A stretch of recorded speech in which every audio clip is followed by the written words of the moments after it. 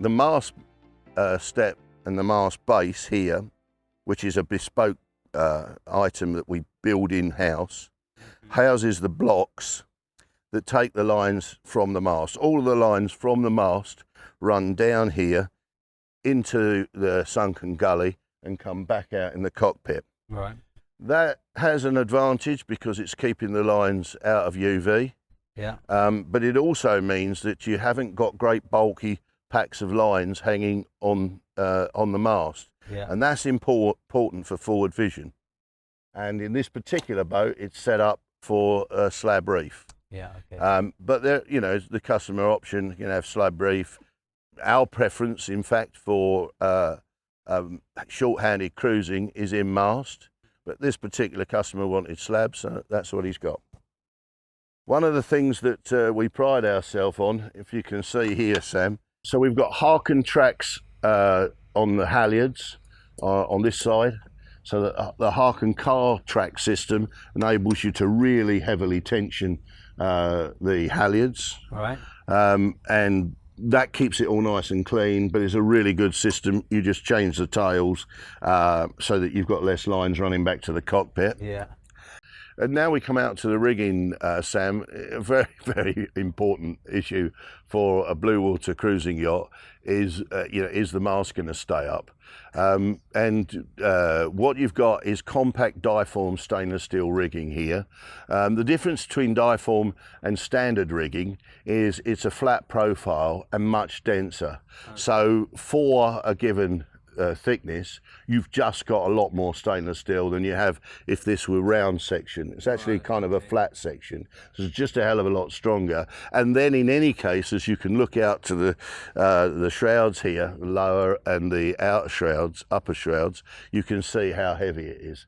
Yeah, that turnbuckle is extraordinarily big. Yeah, well, and look at the chain plates. If you look at the chain plates, the chain plates are actually, of course, bonded in to the inside of the hull. But then in a Kraken yacht, the stringers and what other people might call the cross beams or ribs, they connect up to those and run right down to the bottom of the zero keel. Okay. So massive strength. It's worth pointing out that, coming back to the mast, it's worth pointing out that the mast is keel stepped, not deck stepped. Yes. I think that's a critical factor. It is possible that at some point something's going to go wrong and you're going to lose a stay or you're going to lose a shroud. And if you've got a deck step mast, you've got no chance of it staying up. In the case of the Kraken design and the keel step mast, obviously you've got a brace and it's going to stay up and give you time to get it sorted. Yeah. That's the plan. We also should mention as well, we've got Lumar flush hatches, very aesthetically pleasing, but again, reduces tripping hazards, makes them a lot easier to clean as well. A key feature of a Kraken is that not only is it built to be the best blue water cruising yacht that's been built, and I'm about a third of the way through explaining why, but also I believe that you've got to love your boat, and you've got to have great pride in how that boat looks. And so a key feature of all Krakens, as you can see between White Dragon here and the 50, is this beautiful wraparound saloon windows. The glass itself, and it's glass not perspex, the glass itself is triple laminated glass with safety barrier between the laminates. Right. So it's not impossible if you took a hammer that you could crack it, but it is impossible that you're going to pass through it. Right, okay. So again, safety is the issue, and as I think you'd have to agree, Sam, it looks rather beautiful. Right, let's go further back. As we pass aft, we should stop here, Sam, because this is another feature that we're, quite proud of. Right. One of the problems that everybody has is they pull alongside and they've got a deck filler. you can guarantee rain is just about to start or the deck's wet, and you've got to be concerned about water getting in the fuel. And we take keeping the fuel quality high very seriously. So what we've done here, so this is the fuel filling system with a covered hatch. You'll notice that the fillers, each one of them marked port and starboard, are raised so that there is a well around them. That means you really, even if you leave those fillers slightly loose, and it's happened to me, even if you leave the cap slightly loose, you still won't get water ingress into the tank because it's raised above the base level. Yeah. It also means that when you come into the marina, you won't have to drag the filthy black filling hose across the deck to the other side and risk dripping diesel and everything else. Yeah, so you know which side you're going to go alongside every time, starboard on this case, and you've got the minimum area that the hose has got to drag across the deck. That locks down and in position. It also does mean if you get a spill, it won't go all over your teak decks. Yes.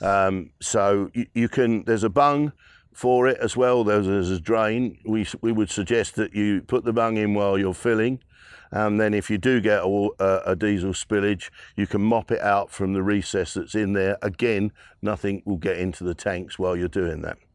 And environmentally, we don't want it all going in the sea, of course. No. Coming further back still, the next feature is how do you get on board and off board? Well, of course, in the Mediterranean, you're nearly always going to be moored stern too. But when you leave Europe, you're going to find that mooring isn't such a pain in the backside as it is in the Med. And this is the boarding gate. So it's the place that you drop down to. It's the gate that you drop down, I should say, to allow you to step off the boat. But if you've got a high platform or a high pontoon, that drops down and there's your ladder up. Okay, yeah. So it's quite sweet, isn't it? Yeah. You've also got, as you can see, this is standard, you've also got a cover so that you're not treading across there with your shoes before you've maybe took them off, and damaging the deck or the gel coat. Yeah. Coming further back, we then move to an explanation of how we've managed to make the rails high and yet not create sheet chafe as the lines pass over them. Yeah. What we've done, taking into consideration the Solent rig, and if you consider that it would be ludicrous to reef a Genoa more than, and unnecessary to reef a Genoa more than 40%, we can have a shorter track. Still have plenty of range to adjust the track, but we've got a shorter track here, and we've placed it on the bulwark or the cat rail, whichever you call it. That means that the line coming, as you can see here, from the winch, goes onto the back car, goes onto the forward car, and out to the sail. You'll never get all that nasty chafe on your lines again. Okay, yeah. So, you know, and in the case of the jib, of course, it's tracked inside the shrouds, so that line is going to continue down the side deck. It's quite a big factor, I think, that. Coming to the stern, and now to the transom, probably the most important seat in the house. Very much. Is the well, you go and have a seat. Oh, yeah. No, I know you like a gin and tonic. Oh, well, from time to time, not too often. And we call these the G&T seats. Okay, very nice. It is absolutely a truly wonderful place to sit when you're under sail, because your whole beautiful boat is before you, and then she's tracking away, and I'm sure you'll agree it'll certainly bring some smiles. Now we come to some very important safety features that we think are a departure in Kraken yachts comparison to other boats, and that is this hatch here. It begins with this one here. Most people consider a life raft, I think, as an afterthought, and the deployment of the life raft even less as a consideration. What we've got here is a dedicated life raft locker. Okay, yeah. So this big locker here is big enough. This boat's rated for 10 people. Right. This locker is big enough to take a 10-person life raft. Most people would probably elect to buy a 6-person. It depends how they're going to be when they're out sailing mostly, but it'll take a 10, and on top of that, a good sized grab bag. Mm-hmm. Anybody will tell you that you've got to prepare a grab bag in the dreadful circumstance that you've got to take to the life raft. But if you're running around trying to consider evacuating the boat, leaving the boat, really you're likely to forget the grab bag with maybe the VHF radio in, handheld VHF, maybe even a cell phone in there. Useful thing to have. But in this case, you've got plenty of room for that in this locker. It's important to consider, and we give it in our manual, that the launching, the recommended launching position for the life raft, should you have to use it, isn't really at the stern. It isn't really at the stern because in the first place, it's a possibility that a boat's going to go down by the stern.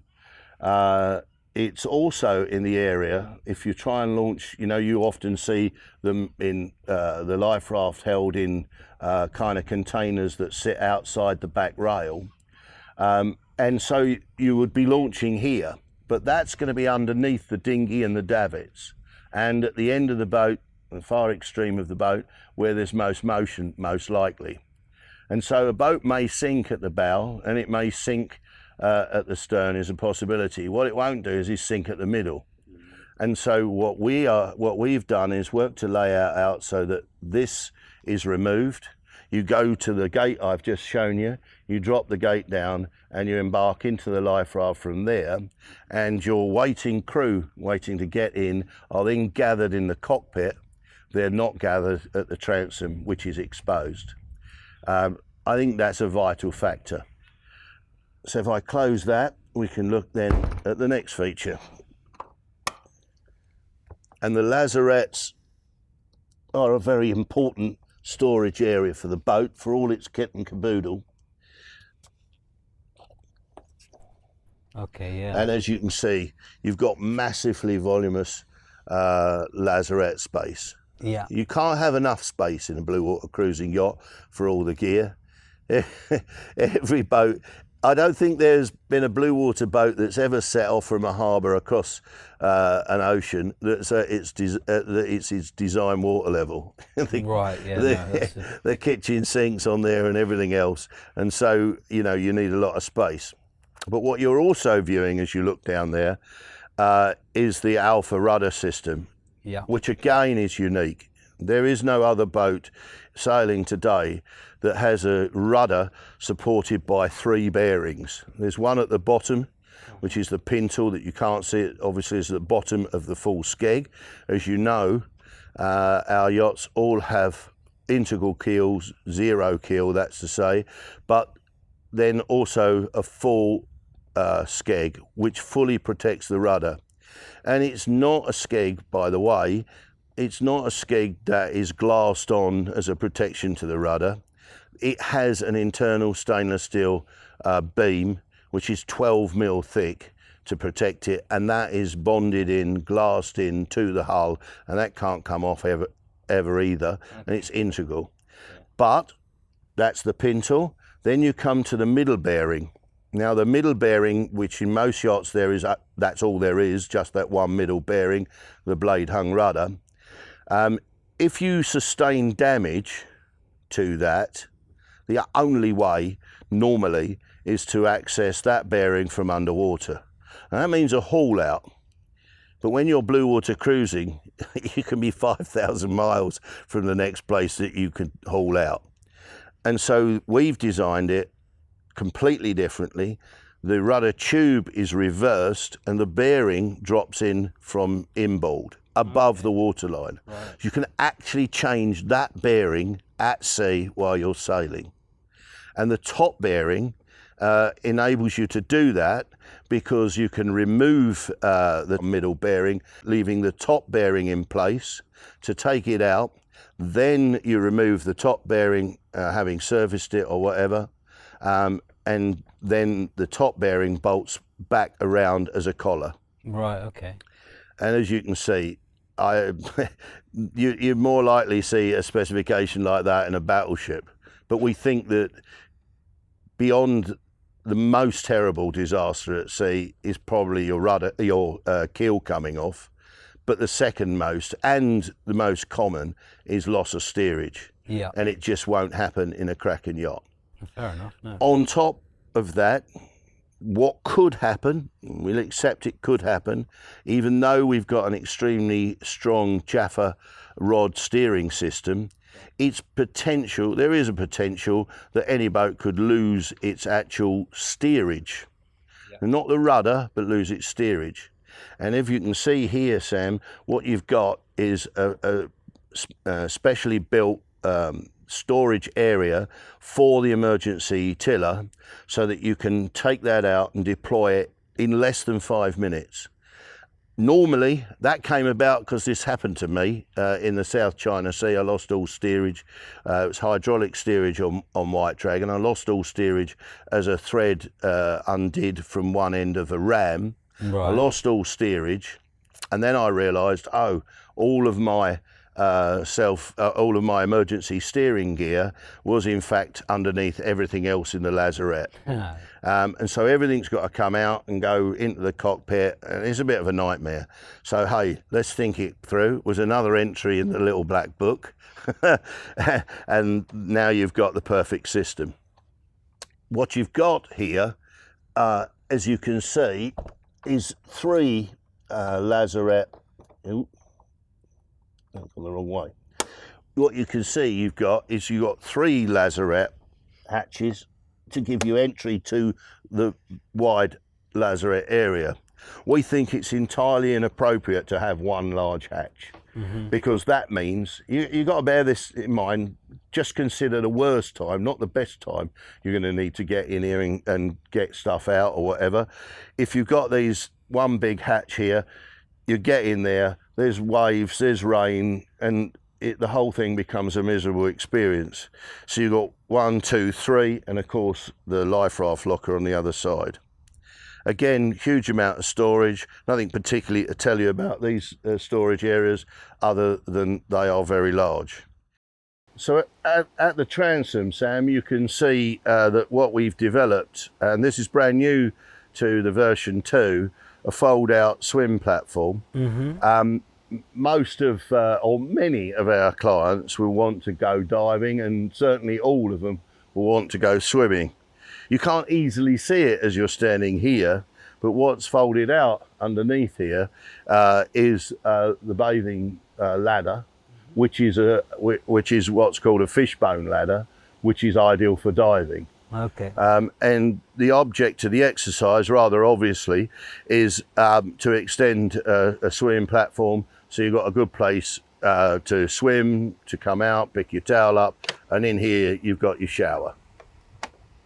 You will notice, rather obviously, we've got davits. Yeah. Now, davits are pretty well out of fashion in modern kind of production boats, or modern boats at all. And the feature that you would see on many, on all I think, is drop down transom and a dinghy garage. That's got no place on a blue water cruising yacht. What you can't do is be crossing oceans with a door to your transom that could come off. And even then, when you get there, you're going to be mostly in anchorages. You're going to be anchoring overnight, and there's nothing worse than trying to haul a dinghy back across a large transom door in some kind of a seaway. Even 6 inches or 8 inches of a wave will create problems. And of course, it's not always sunny. So you really want to be able to get your dinghy up and put her away and finish quickly. The worst attraction for criminals and thieves that you can make on a boat is to leave your dinghy in the water overnight. And so what you've got here with the Kraken davits is the ability very quickly to just lift the boat up and take it out of that mindset. And also, then you haven't got a situation where people are looking right inside your entire aft of the boat, or all the goodies that you've got stored there. They're in the lazarettes, as you can see, and out of sight and out of mind. So we think that's an important feature.